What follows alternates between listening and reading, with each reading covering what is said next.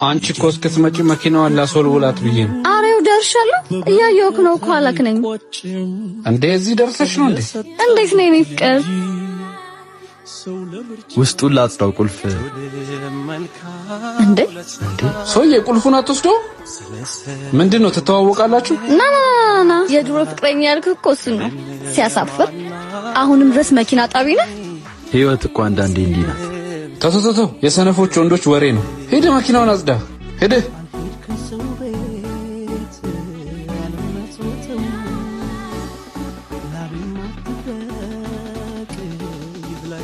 ጨርሻለሁ።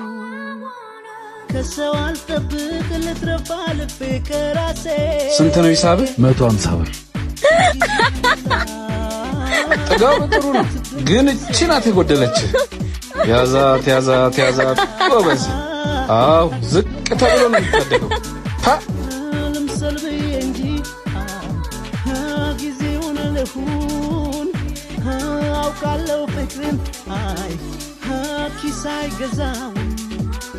ተመስገን ፈጣሪ ለዚህ ክብር ስላበቃኝ። አሁን እኮ በቃ ምን ቀረ? ዛሬ ቤተሰቦቹን ያስተዋውቀኛል። ሌላ ቀን ደግሞ እንጋባለን። ብታዩት እኮ እንዴት እንደምታምር፣ በዛ ላይ ደግሞ ጸባይዋ። ወንድሜ ላንተ በጣም ደስ ብሎኛል። በዛ ላይ ደግሞ በቃ ምንድነው እንደዚህ ማብራራት ለናያተረ መጣሽ? እንዴት ነሽ? ቆየሁ አይደለ? በጣም ይቅርታ። አረ ምንም አይደለ እህቴ ያልኩሽ። እንዴት ነሽ? እሱ ደግሞ ቃልዬ ወንድሜ። እሺ ፊትሽ አዲስ አልሆነብኝም። የሆነ ቦታ አውቅሻለሁ። አይ መመሳሰል ይሆናል። እኔ አንተን አላውቅም። ስበይ እና እንዴት ናት? እንደነገርኳችሁ ቆንጆ ናት አይደለ? ውይ በጣም ቆንጆ ናት ዳጊዬ። ተጫውቱ በቃ መጣው ስካውቼ። የት ነው ማውቅሽ?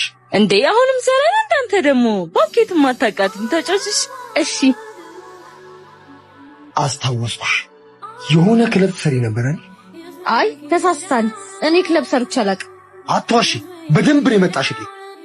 እውነቱን ነው የሚያወራው። እባክህ እንዳትነግረው። ያ ያለፈ ታሪኬ ነው። እኔ አሁን በጣም ተለውጫለሁ። ለቂ የትም ዘለሽ ታበቂ ወንድሜ አንቺ ቆሻሻ ማራገፊያ። በእናትህ ተስፋ በቆረጥኩበት ጊዜ ያገኘሁት እድሌ ነው። እኔ እሱን ካጣኝ በጭራሽ መኖር አልችልም። ምን ሆናችሁ ነው ዝም ያላችሁ? ተጫውቱ እንጂ። እኛማ ምን እንሆናለን? አንተ ግን ምን ሆነ ነው ሴተኛ ጋር ይዘብኝ መጣ? ምን ነው ፈጣሪ ምን በደልኩ? ለምንድን ነው ባለፈው ታሪኬ እንደዚህ የምትቀጣኝ? በቃ እኔ ሰው የለኝም ማለት ነው። ሰውማ አለሽ ዳጊ። እባክህ ይቅርታ አድርግልኝ። እናቴ ታማ በነበረችበት ጊዜ መድኃኒት መግዣ እንኳን ሳጣ የወሰንኩት ውሳኔ ነበር። ይገባኛል። ፈልገሽ እንደዚህ አይነት ነገር ውስጥ እንዳልገባሽ መገመት አይከብድም። ደግሞ ትናንት የነበርሽበት ሁኔታ የህይወትሽ አንድ ምዕራፍ እንጂ ሙሉ ታሪክሽ አይደለም። ስለተረዳኸኝ አመሰግናለሁ። እንደውም ከዛ ህይወት ወጥተሽ አዲስ ምዕራፍ መጀመርሽ ጥንካሬሽን ያሳያል። ለዚህ እኮ ነው የምወድክ። ከዚህ የበለጠ ደግሞ ህይወትሽ እንዲስተካከል ምን ማድረግ እንዳለብሽ ነይ ላሳይሽ።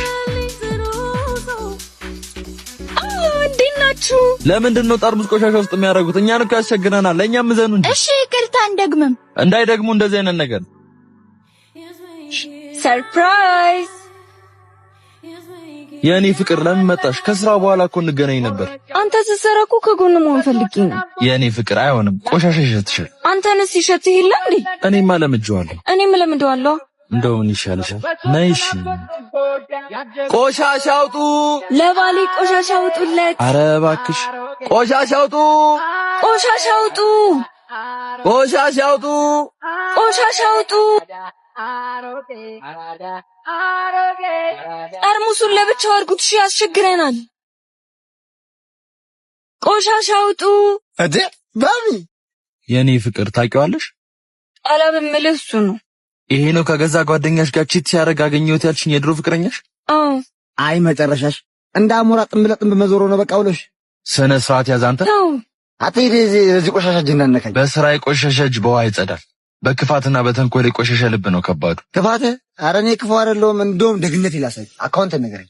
1075 እንዴ ኦይ 6255 እሺ 626 መለጥ ደብረ ፀሐይ መድኃኒዓለም። የምን አካውንት ነው የነገርከኝ አንተ? የቤተክርስቲያን ነው እንዴ? አዎ ቤተክርስቲያኑ ከተመሰረተ 60 ዓመትን ቢያስቆጥርም ምንም አይነት እድሳት ባለመደረጉ የተነሳ አሪያው ተቀዶ እያፈሰሰ ግድግዳና ማገሩን በምስጥ እየተበላ በጣም አስከፊ ሁኔታ ላይ ይገኛል። አሁን ይህንን ችግር ለመቅረፍ ታቦቱ ከመንበሩ ወጥቶ ለታቦቱ ማረፊያ ብቻ ወደ ተሰራሽ ቦታ አስገብተን እድሳቱን ጀምረን፣ ስለዚህም የክረምት ወቅት እንደመሆኑ ቀኑ ሳይጨልምብን የተጀመረውን እድሳት እኛ የመድኃኒዓለም ወዳጆች በጋራ ሆነን እናስጨርስ። እኔ በላቤ ሰርቼ የላቤን ማገኝ ሰው ነኝ። ይልቅ ገንዘብህን መልካም ቦታ ላይ አውለው። አኩራኸኝ የኔ ፍቅር። እናሳ እንዴ አሎ ምን ታፈጣለህ? ይከዚ የኔ ፍቅር አንተ ሄድ እንጂ ምንድነው? ብርቅ ነው እንዴ? ነው በጣም ጥሩ። ምንድነው የኔ ፍቅር ታውቂዋለሽ እንዴ? በእናትህ ቶሎ ልደው የባሌ ወንድም ነው ሳይቀር ሚልቅ ደበው ልደው። ወይኔ